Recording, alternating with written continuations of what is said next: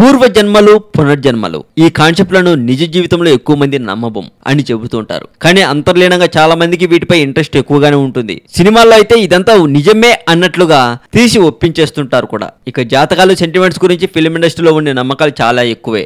Stylish star Allu Arjun గత జన్మ గురించి ఓ ఆస్ట్రాలజర్ ఇలాంటి విషయాలని చెబుతున్నాడు. ఎస్వి నాగనాథ్ తో తెలుగు ప్రేక్షకులకు పరిచయం ఎక్కువే. అనేక టీవీ కార్యక్రమాల ద్వారా జాతకాలు చెప్పే ఈయన జాతకాలకు సైన్స్లకు మెల్లిపెట్టి మరీ విశ్లేషిస్తుంటాడు. తాజాగా ఓ మీడియా సమావేశంలో ఈయన బండి పూర్వజన్మ వృత్తాంతం గురించి వెల్లడించడం విశేషం. గత జన్మలో అల్లు అర్జున్ ఓ రైతు, ఉత్తర భారతదేశంలో ఉండేవాడు. తన భూమి దున్నుతున్న సమయంలో కొన్ని బంగారు నాణ్యాలు లభించగా వాటిని పేద ప్రజలకు దానం చేసిన మహనీయమైన వ్యక్తి అంటూ బండిని పొగిడేశాడు నాగనాథ్.